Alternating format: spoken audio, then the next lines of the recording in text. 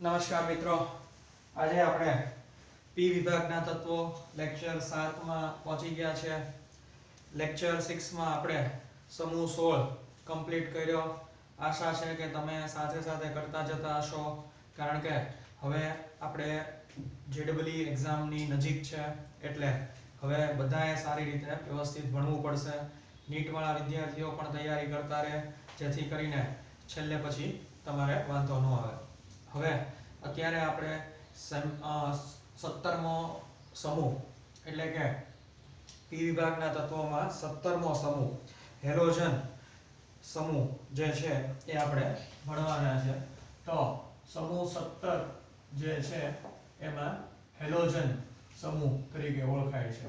Halogen સમૂહ દરેક સમૂહ છે એમાં કરતા હેલોજન સમૂહના તત્વો છે એમાં ઘણી બધી સામ્યતાઓ જોવા મળે છે.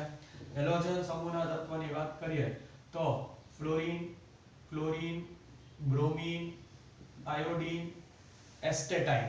એસ્ટેટાઇન છે એ રેડિયોએક્ટિવ તત્વ છે, અને ટેનેસીન.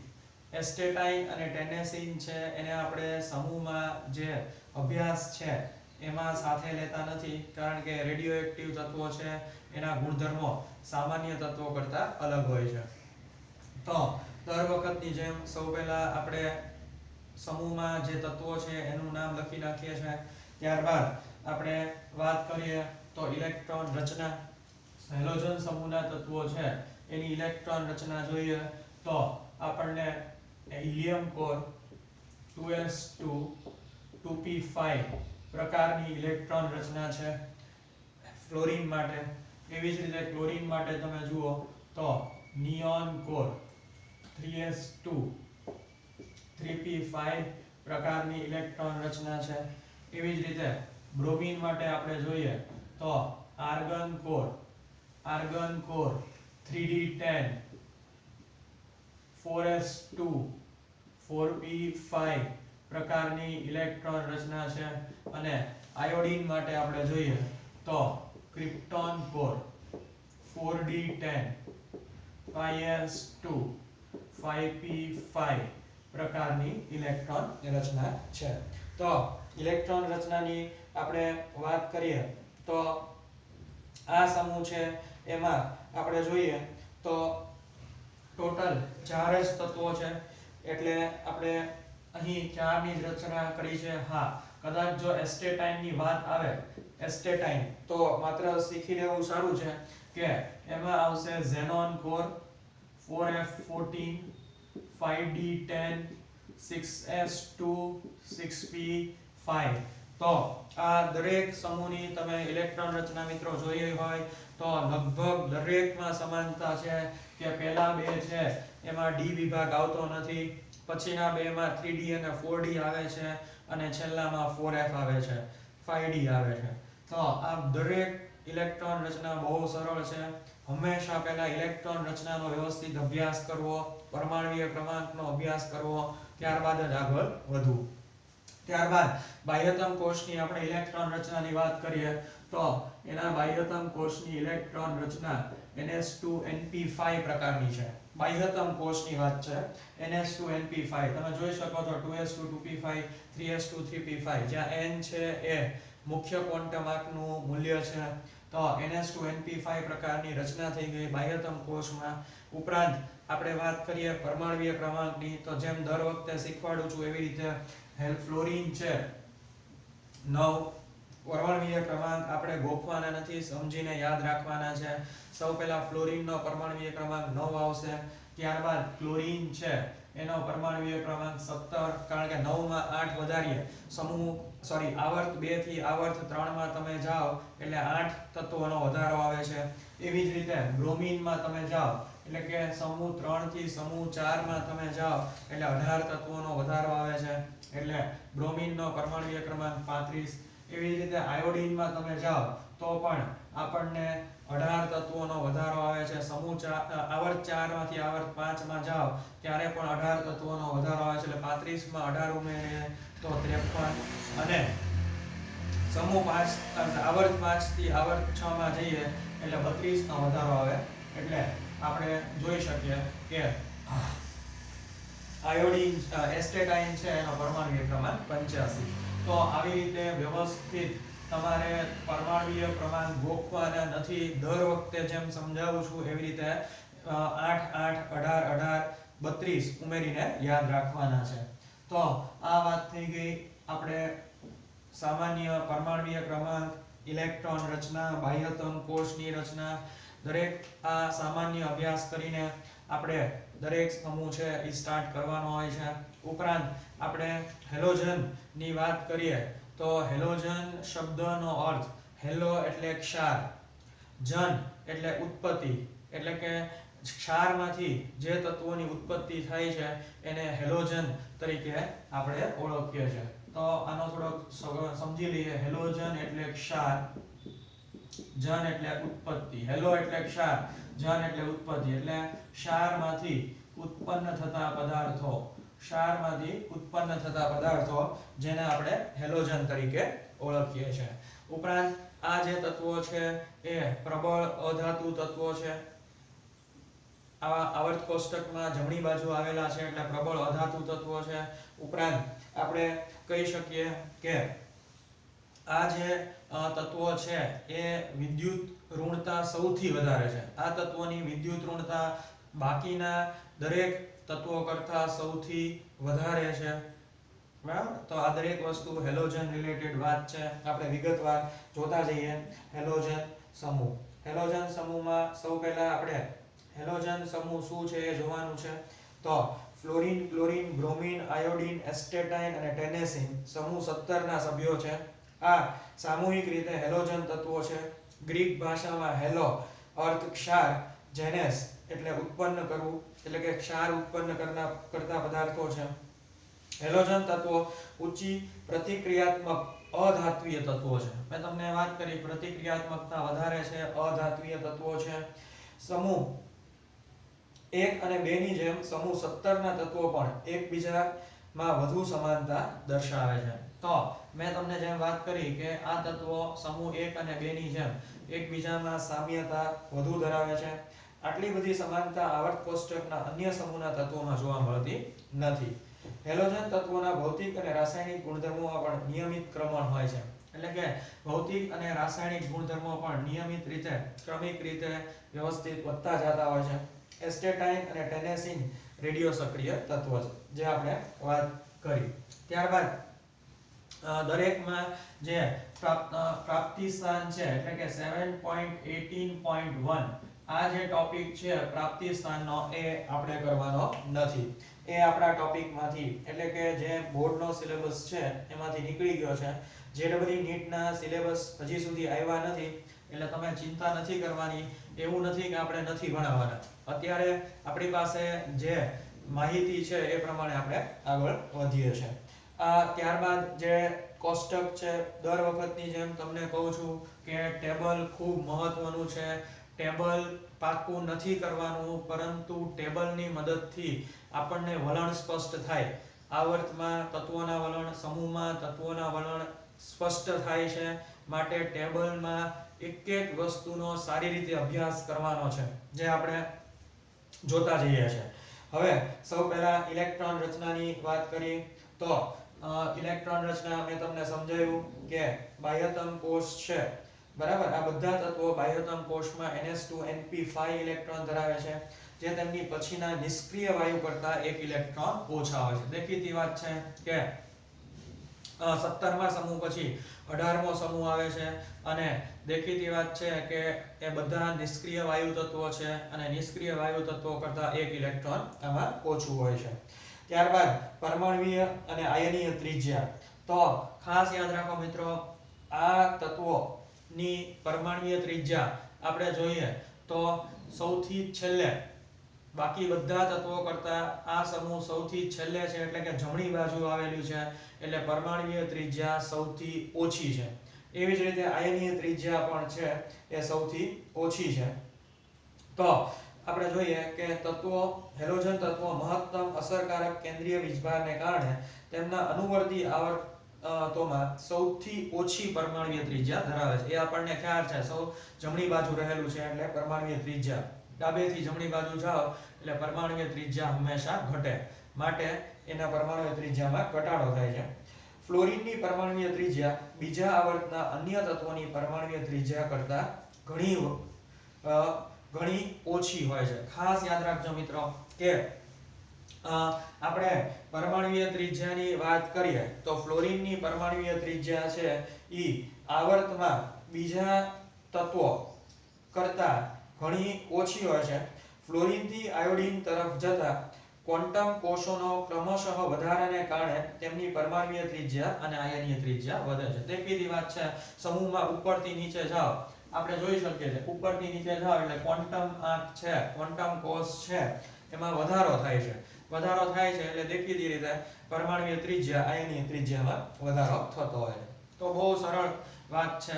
આપણે જેમ સમજાવ્યું એ પ્રમાણે ફ્લોરીનની પરમાણુય ત્રિજ્યા બીજા આવર્તના તત્વો કરતા સૌથી ઓછી છે સમૂહમાં, એટલે કે આવર્તમાં જમણી બાજુ છે માટે. આયનીકરણ એન્થાલ્પી દેખીતી વાત છે, આ તત્વોની આયનીકરણ એન્થાલ્પી છે એ સૌથી વધુ હશે, કારણ કે તમે જુઓ કે આવર્તમાં જમણી બાજુ આવેલા છે. ઉપરાંત આપણે જોઈ શકીએ કે તેઓ ઇલેક્ટ્રોન ગુમાવવાનું ઓછું વલણ ધરાવે છે.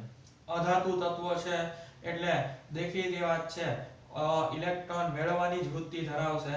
ઇલેક્ટ્રોન ગુમાવવાની વૃત્તિ લગભગ શૂન્ય જેવી કહી શકાય. તેઓ ઊંચી આયનીકરણ એન્થાલ્પી ધરાવે છે. સમૂહમાં ઉપરથી નીચે તરફ જતા પરમાણુય કદ વધવાને કારણે આયનીકરણ એન્થાલ્પી ઘટે છે. એ આપણને સૌને ખબર છે કે ઉપરથી નીચે આપણે સમૂહમાં જઈએ એટલે હંમેશા આયનીકરણ એન્થાલ્પી ઘટે છે. 11મા ધોરણમાં શીખવાડેલું છે IEDD, ionization enthalpy down the group decreases, એટલે કે આયનીકરણ એન્થાલ્પી સમૂહમાં ઉપરથી નીચે જાઓ એમ એમ ઘટાડો થતો જાય છે. ઇલેક્ટ્રોન પ્રાપ્તિ એન્થાલ્પી, તો આપણે આંખ બંધ કરીને કહી શકીએ કે આ તત્વોની ઇલેક્ટ્રોન પ્રાપ્તિ એન્થાલ્પી સૌથી વધુ હશે. બીજા તત્વો કરતા આ તત્વોની ઇલેક્ટ્રોન પ્રાપ્તિ એન્થાલ્પી સૌથી વધારે હશે. એનું કારણ છે કે આ તત્વો છે એની બાહ્યતમ કોષમાં 7 ઇલેક્ટ્રોન રહેલા છે, એટલે અષ્ટક પૂર્ણ કરવા માત્ર એક જ ઇલેક્ટ્રોન જરૂર પડે છે. એટલે એ સરળતાથી, ખૂબ આસાનીથી, ખૂબ ઝડપથી ઇલેક્ટ્રોન લઈને અષ્ટક પૂર્ણ કરે છે. ઉપરાંત આપણે વાત કરીએ મિત્રો તો ખાસ યાદ રાખો કે આવર્તમાં, એટલે કે ડાબી બાજુથી જમણી બાજુ જાઓ એટલે આ તત્વોની ઇલેક્ટ્રોન પ્રાપ્તિ એન્થાલ્પી સૌથી વધુ હોય છે. પરંતુ સમૂહમાં ઉપરથી નીચે જઈએ તો એક ખાસ આ પોઈન્ટ યાદ રાખવાનો છે ઇલેક્ટ્રોન પ્રાપ્તિ એન્થાલ્પી સંદર્ભે, કે સમૂહમાં ઉપરથી નીચે તમે જાઓ એટલે ઇલેક્ટ્રોન પ્રાપ્તિ એન્થાલ્પી ઓછી ઋણ થતી જાય છે. આવર્તમાં ડાબી બાજુથી જમણી બાજુ જાઓ એટલે વધુ ઋણ થાય, પરંતુ સમૂહમાં ઉપરથી નીચે જાઓ એટલે ઇલેક્ટ્રોન પ્રાપ્તિ એન્થાલ્પી ઓછી ઋણ થતી જાય છે. પરંતુ ફ્લોરીન અને ક્લોરીનના કેસમાં આ બાબતે થોડો આમાં ચેન્જ જોવા મળે છે. આપણે ઇલેક્ટ્રોન પ્રાપ્તિ એન્થાલ્પી જે છે એ એની આંકડા ઉપરથી આ વસ્તુ વધારે સારી થશે. -333 કિલોજૂલ પર મોલ, કિલોજૂલ પર મોલ. અને તમે જુઓ ક્લોરીનની ઇલેક્ટ્રોન પ્રાપ્તિ એન્થાલ્પી -349 કિલોજૂલ પર મોલ. એટલે મેં તમને જેમ સમજાવ્યું એ પ્રમાણે કે સમૂહમાં ઉપરથી નીચે જાઓ એટલે ઓછું ઋણ થવું જોઈએ, પરંતુ ફ્લોરીનથી ક્લોરીનના કેસમાં તમે જોશો તો એ ફ્લોરીન કરતા ક્લોરીન વધારે વિદ્યુત ઋણીય થતો હોય. આ પોઈન્ટ બોર્ડમાં જેડબલી નીટમાં ખૂબ પૂછાય છે. બરાબર આને જે હું શીખવાડું એ પ્રમાણે ધ્યાન રાખવાનું છે. રીઝન બહુ સહેલું છે કે ફ્લોરીનમાં તમે જુઓ તો ફ્લોરીનનું કદ નાનું છે. બરાબર પોઈન્ટ યાદ રાખજો. પહેલો પોઈન્ટ આવશે ફ્લોરીનનું કદ નાનું છે. નાનું કદ હોવાને કારણે 2p કક્ષક જે છે એમાં ઇલેક્ટ્રોન ભરાય છે. હવે ફ્લોરીનમાં 2p કક્ષકમાં 5 ઇલેક્ટ્રોન ભરાય છે, જે આપણે અહીંયા જોઈ શકીએ છીએ કે ફ્લોરીનમાં 2p કક્ષકમાં 5 ઇલેક્ટ્રોન ભરાય છે. 5 ઇલેક્ટ્રોન ભરાતા હોવાને કારણે ઇલેક્ટ્રોન છે એક તો 2p કક્ષક નાની છે, નાની કક્ષક હોવાને કારણે ઇલેક્ટ્રોન ઇલેક્ટ્રોન પ્રત્યે અપાકર્ષણ થાય છે. ઇલેક્ટ્રોન ઇલેક્ટ્રોન પ્રત્યે અપાકર્ષણ થવાને કારણે જે ઇલેક્ટ્રોન લેવાનો હોય, ઇલેક્ટ્રોન પ્રાપ્તિ શક્તિ માટે જે ઇલેક્ટ્રોન બહારથી લેવાનો હોય એ લઈ નથી શકતા, કારણ કે ઇલેક્ટ્રોન ઇલેક્ટ્રોન અપાકર્ષણ થાય છે એટલે નવો ઇલેક્ટ્રોન આવી નથી શકતો. માટે ફ્લોરીન છે એની ઇલેક્ટ્રોન પ્રાપ્તિ એન્થાલ્પી -333 છે. બરાબર, એટલે કે ઓછી ઋણ છે. બરાબર, હવે તમે ક્લોરીન બાજુ જાઓ તો આ ઓછું ઋણ થવું જોઈએ, એની બદલે તમે જુઓ એ વધુ ઋણ થઈ ગયું, -333 કરતા વધી ગયું, -349. તો એનું કારણ શું છે? તો ફ્લોરીન થી ક્લોરીન બાજુ જાઓ તો દેખીતી વાત છે કે ઇલેક્ટ્રોન છે એ 3p કક્ષકમાં આવશે. 3p કક્ષક છે એ 2p કક્ષક કરતા કદમાં મોટી છે અને ઇલેક્ટ્રોન ઇલેક્ટ્રોન પ્રત્યે અહીં કક્ષક મોટી હોવાને કારણે અપાકર્ષણ પણ લગભગ નહિવત જેવું છે, જેથી કરીને ઇલેક્ટ્રોન છે બાહ્ય બીજો ઇલેક્ટ્રોન જે ઇલેક્ટ્રોન પ્રાપ્તિ શક્તિ માટે જે ઇલેક્ટ્રોન બહારથી આવવાનો છે એ સરળતાથી ક્લોરીન સ્વીકારી લે છે અને માટે ક્લોરીનની વિદ્યુત ઋણતા વધુ છે ફ્લોરીન કરતા. આ પોઈન્ટ ખાસ સારી રીતે વ્યવસ્થિત અભ્યાસ કરશો જે તમને ફાયદો કરશે. તો આ જ વસ્તુ આપણે ઇલેક્ટ્રોન પ્રાપ્તિ શક્તિમાં જોવાની છે ફ્લોરીન અને ક્લોરીન બાબતે. તો વાત કરીએ ઇલેક્ટ્રોન પ્રાપ્તિ એન્થાલ્પી, ઇલેક્ટ્રોન પ્રાપ્તિ શક્તિ. હેલોજન તત્વો તેમાં અનુવર્તી આવર્તોમાં મહત્તમ ઋણ ઇલેક્ટ્રોન પ્રાપ્તિ એન્થાલ્પી ધરાવે છે. એ આપણે વાત કરી આવર્તમાં. આનું કારણ એ છે કે આ તત્વોમાં પરમાણુઓ સ્થાયી નિષ્ક્રિય વાયુ ઇલેક્ટ્રોન રચના કરતા એક ઇલેક્ટ્રોન ઓછો ધરાવે છે. સમૂહમાં ઉપરથી નીચે તરફ જતા તત્વોના ઇલેક્ટ્રોન પ્રાપ્તિ એન્થાલ્પી ઓછી ઋણ થતી જાય. ખાસ યાદ રાખજો, મેં પણ આ વસ્તુ કીધી તમને, ઓછી ઋણ થવી જોઈએ, પરંતુ ફ્લોરીન અને ક્લોરીનના કેસમાં આવું થતું નથી. જો કે ફ્લોરીનની ઋણ ઇલેક્ટ્રોન પ્રાપ્તિ એન્થાલ્પી કરતા ક્લોરીનની ઋણ ઇલેક્ટ્રોન પ્રાપ્તિ એન્થાલ્પી કરતા ઓછી હોય છે. આનું કારણ ફ્લોરીનના પરમાણુ નાનું કદ છે, પરિણામે ફ્લોરીનની સાપેક્ષીય નાની 2p કક્ષકોમાં પ્રબળ આંતર ઇલેક્ટ્રોનીય અપાકર્ષણ થાય છે અને તેથી આવનાર ઇલેક્ટ્રોન વધુ આકર્ષણ અનુભવતો નથી. મેં તમને આ વાત ફ્લોરીન ક્લોરીન થી સમજાવી. ત્યારબાદ નેક્સ્ટ પોઈન્ટ છે વિદ્યુત ઋણતા. તો દેખીતી વાત છે કે ઇલેક્ટ્રોન પ્રાપ્તિ શક્તિ એન્થાલ્પી વધુ હોય તો વિદ્યુત ઋણતા વધુ જ હોવાની. આ બંને હંમેશા એક સાથે જ કામ કરતા હોય છે. તો આ તત્વો છે એની ઊંચી વિદ્યુત ઋણતા ધરાવે છે. સમૂહમાં ઉપરથી નીચે તરફ જતા વિદ્યુત ઋણતા ઘટે છે. ખાસ યાદ રાખજો, ઉપરથી નીચે તરફ જાઓ વિદ્યુત ઋણતા ઘટે, આવર્તમાં હંમેશા વધે છે. ફ્લોરીન આવર્ત કોષ્ટકમાં સૌથી વધુ વિદ્યુત ઋણીય તત્વ છે. ખાસ આ પોઈન્ટ અંડરલાઈન કરજો મિત્રો. ફ્લોરીન છે એ સૌથી વધુ વિદ્યુત ઋણીય તત્વ છે. ઇલેક્ટ્રોન પ્રાપ્તિ એન્થાલ્પી કે ઇલેક્ટ્રોન પ્રાપ્તિ, જો ખાસ યાદ રાખજો, જીનીટમાં આ ક્વેશ્ચન ખૂબ પૂછાયેલો છે કે તમને એમ કે આખા આવર્ત કોષ્ટકમાં સૌથી વધુ ઇલેક્ટ્રોન પ્રાપ્તિ એન્થાલ્પી કોની? તો ક્લોરીન નું કહેવાનું છે. Cl આપણે જોયું -349 કિલોજૂલ પર મોલ. ખાસ યાદ રાખજો, ઇલેક્ટ્રોન પ્રાપ્તિ એન્થાલ્પી કે તો ક્લોરીન કહેવાનું છે, પરંતુ જ્યારે વિદ્યુત ઋણતાની વાત હોય તો ફ્લોરીન નું કહેવાનું છે. આપણને ખ્યાલ છે ફ્લોરીનની વિદ્યુત ઋણતા 4.0 જે સૌથી વધુ છે. તમે આવર્ત કોષ્ટકમાં જોઈ શકો છો કે ફ્લોરીનની વિદ્યુત ઋણતા 4.0 જેનો આપણે 11મા ધોરણમાં પણ અભ્યાસ કર્યો હતો. પોલાર કમ્પાઉન્ડ એટલે કે જે પોલાર નેચર વાળા કમ્પાઉન્ડ, પોલાર બોન્ડ, આ બધું વસ્તુ, ધ્રુવીય બંધ, આ બધી વસ્તુ આપણે જોઈ હતી. ત્યારબાદ આ કોયડો 7.14 જોવાનો છે. આવર્ત કોષ્ટકમાં હેલોજન તત્વો તેના અનુવર્તી આવર્તોમાં મહત્તમ ઋણ ઇલેક્ટ્રોન પ્રાપ્તિ એન્થાલ્પી ધરાવે છે. શા માટે? તો કહેવાનું કે હેલોજન તત્વો એનું કદ આવર્તમાં સૌથી નાનું છે, તેની અસરકારક કેન્દ્રીય વીજભાર ઘણો ઊંચો છે, પરિણામે સરળતાથી ઇલેક્ટ્રોન મેળવી નિષ્ક્રિય વાયુ જેવી ઇલેક્ટ્રોન રચના પ્રાપ્ત કરે છે. બહુ સહેલું છે. એક તો પરમાણ્વીય કદ નાનું છે, આવર્તમાં અસરકારક કેન્દ્રીય વીજભાર ઊંચો છે, તેથી ઇલેક્ટ્રોન સરળતાથી મેળવી નિષ્ક્રિય વાયુ જેવી ઇલેક્ટ્રોન રચના પ્રાપ્ત કરે છે. ચાલો, તો આ વાત થઈ ગઈ હેલોજનની. ત્યારબાદ મેં તમને કીધું તમારે જે નેક્સ્ટ ટોપિક છે 7.18.7 ભૌતિક ગુણધર્મો એનો અભ્યાસ કરવાનો નથી. 7.18.7 ભૌતિક ગુણધર્મોનો આપણે અભ્યાસ કરવાનો નથી. દરેકમાં આપણે પ્રાપ્તિ સ્થાન તેમજ ભૌતિક ગુણધર્મોનો અભ્યાસ નીકળી ગયો છે જે આપણે કરવાનો નથી. ત્યારબાદ ખોડ્યો જોઈએ 7.15 ફ્લોરિનની ઇલેક્ટ્રોન પ્રાપ્તિ એન્થાલ્પી ક્લોરીનની સાપેક્ષે ઓછી ઋણ હોવા છતાં ક્લોરીન કરતા પ્રબળ ઓક્સિડેશન કરતા છે. શા માટે? આ બહુ મહત્વનો ક્વેશ્ચન છે, ખાસ સમજવાનો છે. જેડબલી નીટ માટે મહત્વનો, બોર્ડ માટે મહત્વનો. તો કહેવાનું કે તેનું કારણ એ છે કે ફ્લોરિન બંધની નીચી વિયોજન એન્થાલ્પી, તમે બંધ વિયોજન એન્થાલ્પી જોશો, બંધ વિયોજન એન્થાલ્પી ટેબલમાં અભ્યાસ કરો, ટેબલમાં એક એક તત્વની બંધ વિયોજન એન્થાલ્પી જુઓ, બાકી નથી કરવાની, જુઓ, જેનાથી આપણને કન્સેપ્ટ વધારે ક્લિયર થશે, વધારે સારી રીતે કરી શકીએ. તો ફ્લોરિન બંધની બંધ વિયોજન એન્થાલ્પી ઓછી છે. કોની કરતા? તો કે ભાઈ ક્લોરીન કરતા.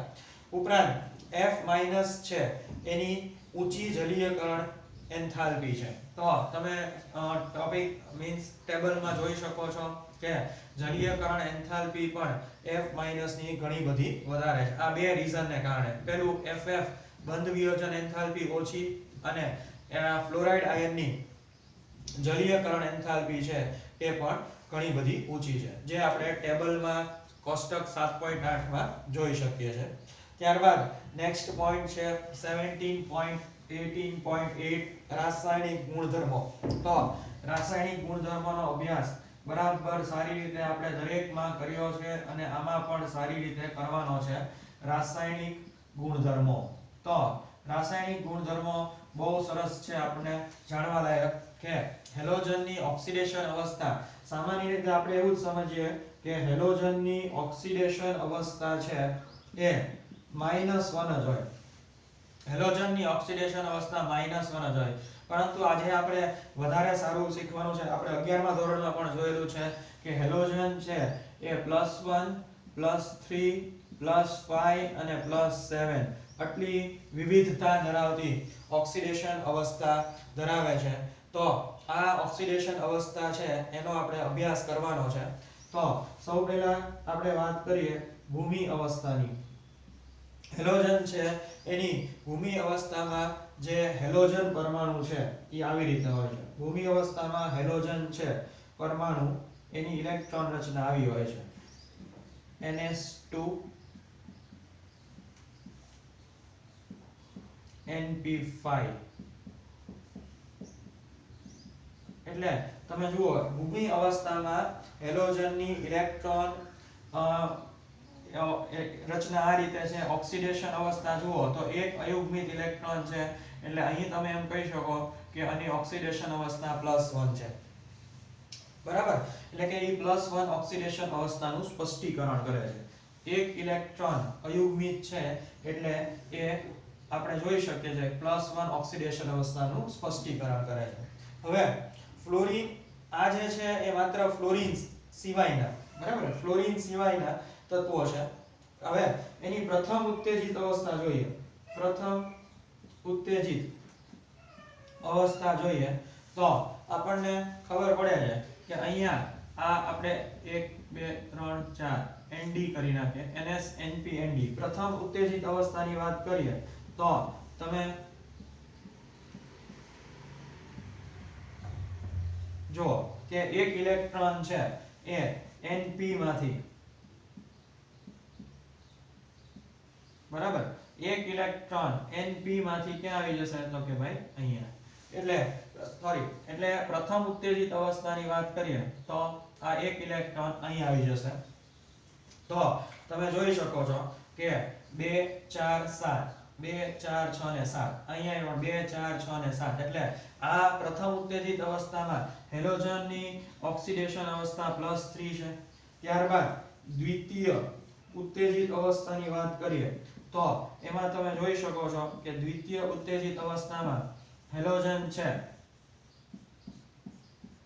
એ આપણે અહીંયા ઇલેક્ટ્રોન છે એ અહીંયા આવી જશે એટલે કે એમાં તમે જોશો તો એ +5 ઓક્સિડેશન અવસ્થા છે. દ્વિતીય ઉત્તેજિત અવસ્થામાં હેલોજન એટલે તમે જુઓ કે અહીંયાથી એક ઇલેક્ટ્રોન અહીંયા આવી ગયો એટલે આ પાંચેય અયુગ્મિત થઈ ગયા એટલે એ +5 ઓક્સિડેશન અવસ્થા ધરાવે છે. જ્યારે તૃતીય ઓક્સિડેશન અવસ્થાની વાત કરીએ તો એમાં બરાબર તમે જુઓ કે 1 1 1 1 1 1 1 2 3 4 5 6 ને 7 તો અહીં +7 ઓક્સિડેશન અવસ્થા હોય છે. તો આવી રીતે હેલોજન છે એ આપણને અલગ અલગ ઓક્સિડેશન અવસ્થા, ભૂમિ અવસ્થા, પ્રથમ ઉત્તેજિત અવસ્થા, દ્વિતીય, તૃતીય એવી રીતે જે અયુગ્મિત ઇલેક્ટ્રોન હોય એની ઉપરથી આપણને અલગ અલગ ઓક્સિડેશન અવસ્થા ધરાવતા પરમાણુ મળે છે. ત્યારબાદ ક્લોરીન, બ્રોમિન અને આયોડીન ઊંચી ઓક્સિડેશન અવસ્થાઓ મુખ્યત્વે ત્યારે પ્રાપ્ત થાય છે જ્યારે હેલોજન તત્વો નાના અને ઊંચા વિદ્યુત ઋણતા વાળા ફ્લોરીન અને ઓક્સિજન પરમાણુ સાથે જોડાય. ખાસ યાદ રાખજો કે આપણને જે ઊંચી ઓક્સિડેશન અવસ્થા અંડરલાઈન કરજો પોઈન્ટ, ઊંચી ઓક્સિડેશન અવસ્થા ક્યારે પ્રાપ્ત થાય તો જ્યારે હેલોજન તત્વો છે એ વધુ વિદ્યુત ઋણતા ધરાવતા તત્વો એટલે કે ફ્લોરીન અને ઓક્સિજન સાથે જોડાય ત્યારે આપણને ઊંચી અવસ્થા ધરાવતા ઓક્સિડેશન અવસ્થા વાળા સંયોજનો મળે છે. દાખલા તરીકે આંતર હેલોજન સંયોજનો ઓક્સાઇડ. આંતર હેલોજન એટલે શું એ આપણે જોઈએ. ટોપિક નીકળી ગયો છે પણ અત્યારે આપણે સમજવું પડશે આંતર હેલોજન સંયોજનો એટલે શું. તો હેલોજન જ્યારે વાત કરીએ આંતર હેલોજન સંયોજનો એટલે હેલોજન જ્યારે બીજા હેલોજન સાથે જોડાય તો એને આપણે આંતર હેલોજન સંયોજનો કહેવાય છે. દાખલા તરીકે x x' s x3' x x5' અને આંતર હેલોજન સંયોજન કહેવાય. અને આંતર હેલોજન સંયોજનો ખાસ યાદ રાખો કે પહેલો હેલોજન છે એ હંમેશા બીજા હેલોજન કરતા કદમાં મોટો હોવો જોઈએ. એટલે તમે ICl લખી શકો પરંતુ Cl I નો લખી શકો કારણ કે I નું કદ મોટું છે Cl કરતા. નિયમ એવો છે કે હંમેશા મોટું કદ વાળો તમે લખી શકો. BrF3 લખી શકો, BrF3 લખી શકો પણ FBr3 તમે કોઈ દિવસ ન લખી શકો. તો આ વાત થઈ ઇન્ટર હેલોજન સંયોજનો, આંતર હેલોજન સંયોજનોની. અને વાત કરીએ પ્રમાણે કે આંતર હેલોજન સંયોજનો, ઓક્સાઇડ સંયોજનો અને ઓક્ઝો એસિડ સંયોજનોમાં ક્લોરીન અને બ્રોમિનના ઓક્સાઇડ સંયોજનો અને ઓક્ઝી એસિડ સંયોજનોમાં +4+6 ઓક્સિડેશન અવસ્થાઓ જોવા મળે છે. તો આ ખાસ યાદ રાખવાની કે આવા આંતર હેલોજન સંયોજનો છે, ઓક્સિજન સંયોજન, ઓક્સાઇડ સંયોજનો છે, ઓક્ઝી એસિડ સંયોજનો છે, એમાં ક્લોરીન અને બ્રોમિન છે એ સંયોજનો અને ઓક્ઝી એસિડ સંયોજનોમાં +4+6 ઓક્સિડેશન અવસ્થા જોવા મળે છે. ફ્લોરીન પરમાણુની સંયોજકતા કોષમાં ડી કક્ષકો હોતી નથી. એ આપણે ફ્લોરીનની અનિયમિત વર્તણૂક છે એમાં પણ અભ્યાસ કરવાનો છે. દરેકમાં વસ્તુ જોઈ, નાઇટ્રોજનમાં જોઈ, ઓક્સિજનમાં જોઈ, ફ્લોરીનમાં જોવાનું છે. નાનું કદ, ઊંચી વિદ્યુત ઋણતા, ઉપરાંત ડી કક્ષકોનો અભાવ, આ દરેક વસ્તુ આપણે જોયેલી છે. અને તેથી તેની અષ્ટક વિસ્તરી શકાતું નથી. તે સૌથી વધુ વિદ્યુત ઋણમય તરીકે માત્ર -1 ઓક્સિડેશન અવસ્થા દર્શાવે. એટલા માટે જ અહીંયા આપણે લખ્યું કે આ ફ્લોરીન છે, આ દરેક વસ્તુ છે, આ દરેક ઓક્સિડેશન અવસ્થા ફ્લોરીન સિવાયના, એટલા માટે જ મેં અહીંયા તમને કીધું હતું ફ્લોરીન સિવાયના તત્વો માટે આ ઓક્સિડેશન અવસ્થા લાગુ પડે છે. ફ્લોરીન છે એ માત્ર -1 ઓક્સિડેશન અવસ્થા ધરાવે છે. આ ખાસ પોઈન્ટ સારી રીતે યાદ રાખવાનો છે. તો બધા જ હેલોજન તત્વો વધુ પ્રતિક્રિયાત્મક હોય છે. તેઓ ધાતુઓ અને અધાતુઓ સાથે પ્રક્રિયા કરીને હેલાઇડ સંયોજનો બનાવે છે. દેખીતી વાત છે પ્રતિક્રિયાત્મકતા વધુ હોય એટલે ધાતુ સાથે જોડાય, દાખલા તરીકે NaCl, અધાતુ સાથે જોડાય, દાખલા તરીકે PCl5. તો ધાતુ અને અધાતુ સાથે હેલોજન સાથે જોડાઈને હેલાઇડ બનાવે છે. સમૂહમાં ઉપરથી નીચે તરફ જતા હેલોજન તત્વોની પ્રતિક્રિયાત્મકતા ઘટે છે. ખાસ આ પોઈન્ટ યાદ રાખજો. પ્રતિક્રિયાત્મકતા સમૂહમાં ઉપરથી નીચે જતા ઘટે. અંડરલાઈન કરી નાખજો. તમને હું જ કહું એ જે અંડરલાઈન કરવું એ નહીં, તમને જે ઇમ્પોર્ટન્ટ લાગે એ પોઈન્ટ પણ અંડરલાઈન કરવા. MCQ માટે ખૂબ મહત્વનું મિત્રો, એટલે જ આપણે આ ચેપ્ટર લાઈન ટુ લાઈન જોઈએ છે, કોયડાઓ જોઈએ છે, દરેક વસ્તુ એવી રીતે જોઈ છે, પણ આમાં વધારે આપણે એ રીતે જોઈએ છે, જેથી કરીને MCQ તમારે આની બહાર ન જાય. ત્યારબાદ બધા હેલોજન તત્વો પ્રતિક્રિયાત્મકતા હોય છે, તેઓ ધાતુઓ અને અધાતુઓ સાથે પ્રક્રિયા કરી હેલાઇડ સંયોજનો બનાવે છે.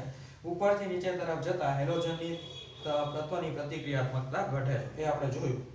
ઇલેક્ટ્રોન સહેલાઈથી સ્વીકારી શકવાને કારણે હેલોજન તત્વો પ્રબળ ઓક્સિડેશન કરતા તરીકે સ્વભાવ ધરાવે છે. એ આપણને ખ્યાલ છે, ધાતુઓ હંમેશા પ્રબળ રિડક્શન કરતા હોય, અધાતુ હંમેશા પ્રબળ ઓક્સિડેશન કરતા હોય. એમાં હેલોજન છે એ સરળતાથી ઇલેક્ટ્રોન સ્વીકારી શકવાને કારણે પ્રબળ ઓક્સિડેશન કરતા તરીકે વર્તે છે. અંડરલાઈન કરજો, એક માર્કમાં કારણ પૂછે, કારણ આપો, હેલોજન સમૂહના તત્વો પ્રબળ ઓક્સિડેશન કરતા છે. આ પોઈન્ટ તમારે લખવાનો છે. F2 સૌથી પ્રબળ ઓક્સિડેશન કરતા હેલોજન છે અને તે અન્ય હેલાઇડ આયનોનું દ્રાવણમાં અથવા ઘન અવસ્થામાં પણ ઓક્સિડેશન કરે છે. આ પોઈન્ટ અંડરલાઈન કરજો. ફ્લોરીન છે એ સૌથી વધારે પ્રબળ ઓક્સિડેશન કરતા છે. ઇવન એ હેલાઇડ આયનોનું પણ ઓક્સિડેશન કરી ઓક્સિડેશન કરી શકે છે, ઉપરાંત અન્ય તત્વોનું પણ ઓક્સિડેશન કરે છે. સામાન્ય રીતે એક હેલોજન ઊંચા પરમાણુય ક્રમાંકવાળા હેલાઇડ આયનોનું ઓક્સિડેશન કરે છે.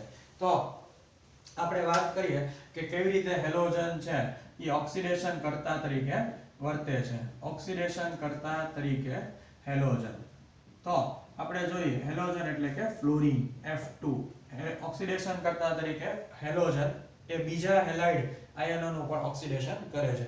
જોઈએ F2 જે 2x- આ કોઈ પણ F સિવાયનો કોઈ પણ હેલાઇડ આયન હોય તો એનું ઓક્સિડેશન કરીને આપણને 2F- plus X2 મળે છે. એટલે કે હેલોજન છે એ છૂટો પડે છે. આમાં હેલોજનમાં ખાસ ફ્લોરીન સિવાય એટલે કે ક્લોરીન, બ્રોમીન, આયોડીન જ લખવાના છે. એવી જ રીતે આપણે અહીંયા લખીએ Cl2 plus 2x- Cl2 plus 2x- તો 2Cl- plus X2. હવે આ સમીકરણમાં કમ્પલસરી બ્રોમીન અને આયોડીન જ લેવાના છે. હેલોજન તરીકે કમ્પલસરી બ્રોમીન અને આયોડીન જ લેવાના છે.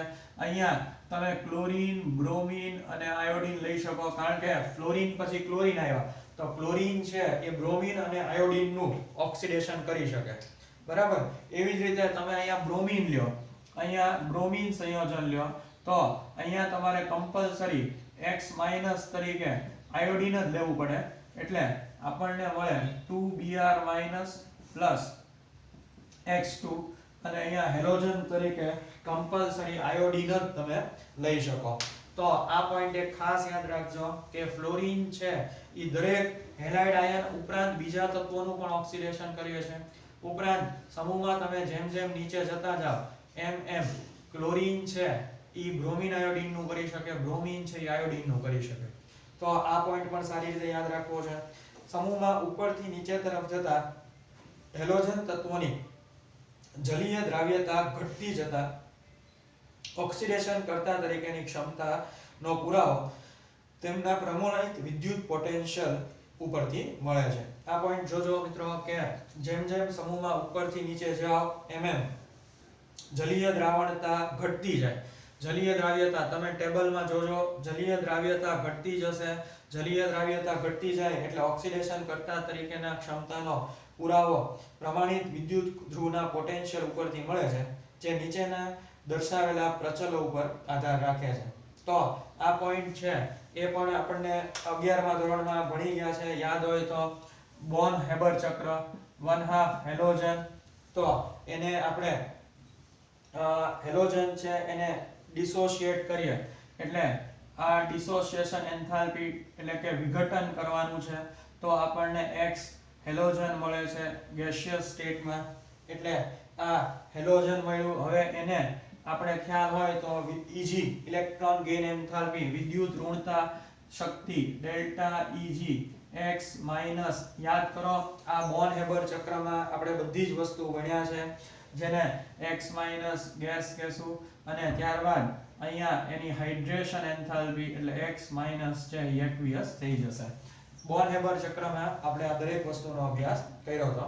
એટલે આ જે છે એ hydration enthalpy delta H hydration HYD hydration એટલે કે પાણી નાખવાનું એટલે એનું આપણને આયનીય સ્વરૂપ મળી જાય છે એક્વિયસ ફોર્મ મળે છે હેલોજન તત્વો સાપેક્ષ ઓક્સિડેશન કરતા શક્તિને તેમની પાણી સાથેની પ્રક્રિયાથી વધુ સારી રીતે સમજી શકાય છે ફ્લોરીન પાણીનું ઓક્સિજનમાં ઓક્સિડેશન કરે છે જ્યારે એસિડ સંયોજનો બનાવે છે જ્યારે ક્લોરીન અને બ્રોમિન પાણી સાથે પ્રક્રિયા કરીને અનુવર્તી હાઇડ્રોક્લોરિક અને હાઇપોહેલસ એસિડ સંયોજનો બનાવે છે ખાસ યાદ રાખજો હવે આપણે હેલોજનની પાણી સાથે પ્રક્રિયા કરીને એનો ઓક્સિડેશન કરતા તરીકેનો સ્વભાવ પુરવાર કરવાનો છે તો એમાં આપણે વાત કરીએ તો ફ્લોરીન જે છે એ પાણી સાથે પ્રક્રિયા કરીને ફ્લોરાઇડ આયન આપશે જ્યારે ક્લોરીન બ્રોમિન છે એ પાણી સાથે પ્રક્રિયા કરીને હાઇડ્રોહેલિક અને હાઇપોહેલસ એસિડ સંયોજનો બનાવે છે આયોડીનની પાણી સાથેની પ્રક્રિયા સ્વયંસ્ફુરિત હોય છે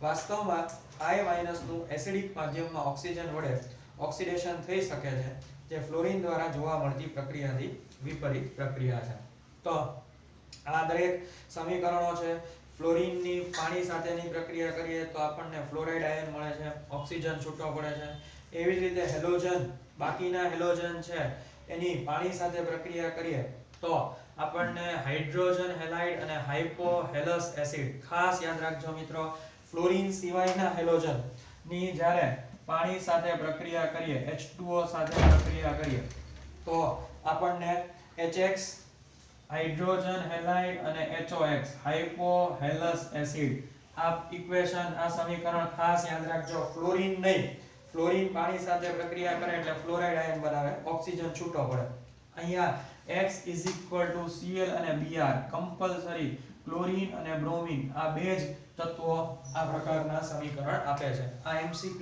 JEE નીટ માટે કામનો છે કે કયો હેલોજન પાણી સાથે પ્રક્રિયા કરીને હાઇડ્રા એસિડ અને હાઇપોહેલસ એસિડ આપે તો ક્લોરીન અને બ્રોમિન ફ્લોરીન નો આપે ફ્લોરીન છે એ ઓક્સિજન ફ્લોરાઇડ આયન અને ઓક્સિજન વાયુ આપે તો આ બરાબર સમીકરણો કરજો આવી જ રીતે આપણે આયોડાઇડ આયન છે 4I- છે એની પ્રક્રિયા આપણે 4H+ એસિડ પ્લસ ઓક્સિજન સાથે કરીએ તો આપણને 2I2 અને 2H2O એટલે કે આયોડીન અને પાણી છે એ આપણને મળે છે તો આ દરેક સમીકરણો વ્યવસ્થિત સારી રીતે અભ્યાસ કરવાનો છે 5-5 વાર લખજો સરસ રીતે થિયરી કરજો જેથી કરીને MCQ આની એકે બહાર ન જાય તો આજના લેક્ચરમાં આપણે અહીંયા સુધી રાખીએ છીએ આ બધું વ્યવસ્થિત સારી રીતે અભ્યાસ કરીને અંડરલાઈન કરજો લખીને તમે હોમવર્ક ચેક કરાવજો આ બધી વસ્તુ ત્યારબાદ તમે MCQ પણ ટ્રાય કરજો જેથી તમને સરળ લાગશે બધું સારી રીતે લખી નાખો અને ત્યારબાદ નેક્સ્ટ લેક્ચરમાં આગળ જશું